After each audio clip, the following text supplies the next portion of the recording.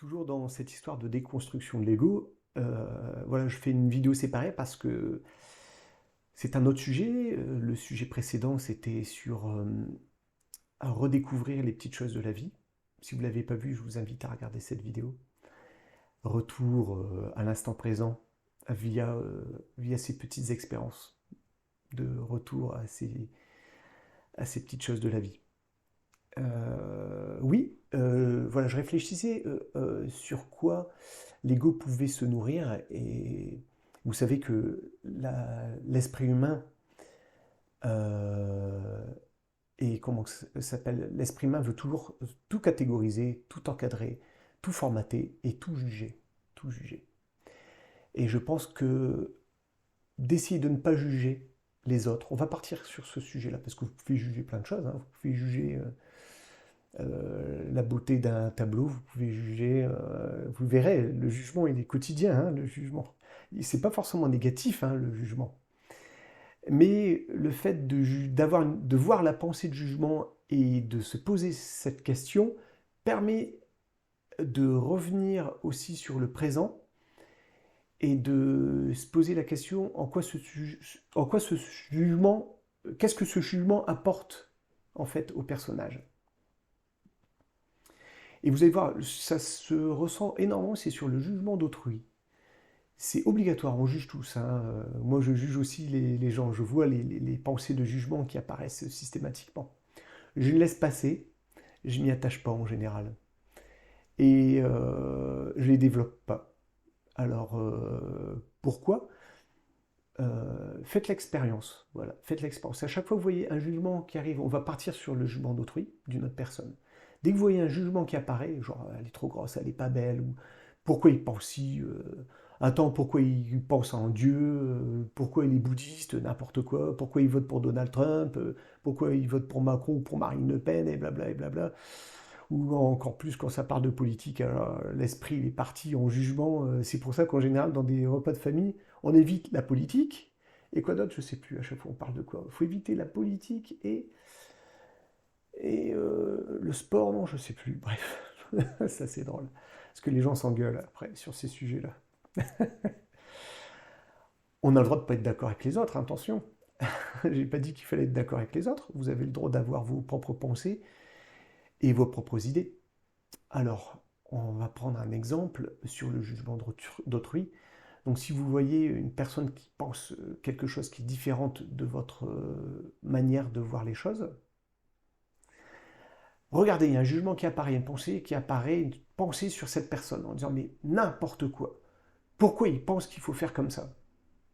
Regardez cette pensée, elle est facile à voir en fait, hein. Et en fait, il y a un jugement sur la personne. Et voilà, et pourquoi elle pense ça, etc. Et vous savez quoi? En général, on se trompe.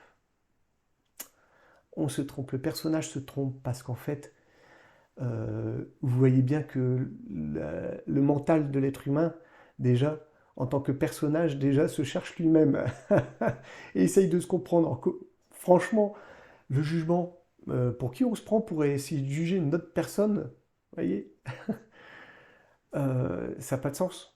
On ne connaît pas l'histoire de la personne. On a du mal déjà à comprendre son cheminement et son chemin dans la vie, hein, n'est-ce pas? Donc, essayer de juger une personne, c'est très compliqué. Elle a eu un vécu, elle a eu un parcours de vie, on ne la connaît pas ce parcours. Et même si on connaissait le parcours de l'autre personne, on ne l'a pas vécu. On n'a pas vécu les expériences de vie. Parce que connaître l'expérience d'une personne n'est en rien comparable à l'avoir vécu. Vous avez par exemple compris et vous connaissez que la personne a perdu un être cher, oui, je comprends, oui, ça doit être douloureux, c'est pas drôle, mais c'est pas pour ça qu'il doit être aussi désagréable. Vous savez pas ce qu'il a vécu, on comprend pas tant qu'on l'a pas vécu. Et même si vous vivez une expérience qui vous semble similaire, elle n'est que similaire. Elle n'est pas forcément perçue de la même façon.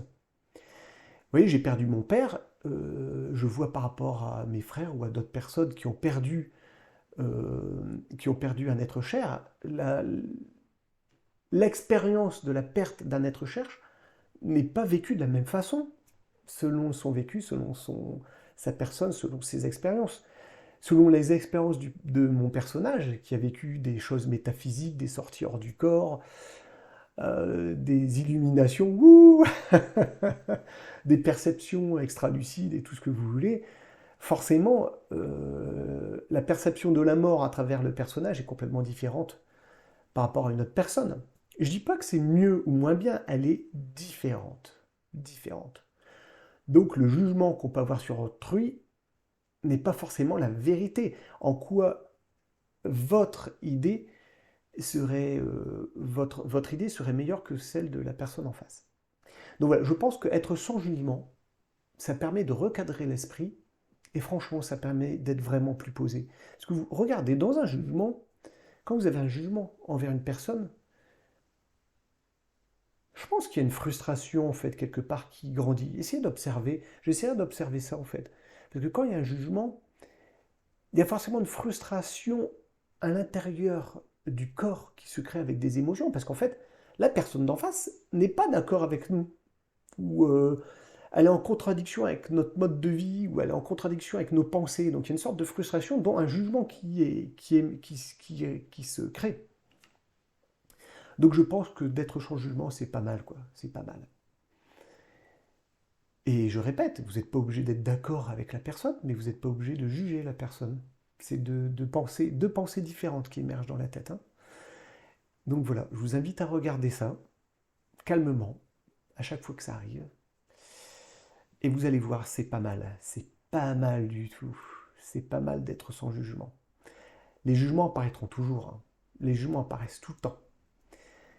Et c'est très bien, mais vous n'êtes pas obligé d'y adhérer. Vous n'êtes pas obligé de mettre une croyance sur ce jugement et d'en faire tout un pataquès. C'est ça qu'on dit sur ce jugement. Laissez-la traverser. Il y a un jugement qui arrive. Ah, cette personne, je la trouve trop grosse, hein. C'est ridicule entre nous. L'apparence. Peu importe l'apparence. Peu importe de l'apparence de l'être humain. Ça n'a aucune importance. Aucune importance. Euh, J'avais vu une image sur Facebook, je ne sais plus, sur YouTube, je ne me souviens plus, et je trouvais ça pas mal. Vous l'avez sans doute déjà vu. Et c'est deux personnes face à face qui regardent le chiffre 9 posé au sol, écrit sur le sol. La personne d'un côté voit un 6, la personne de l'autre côté voit un 9.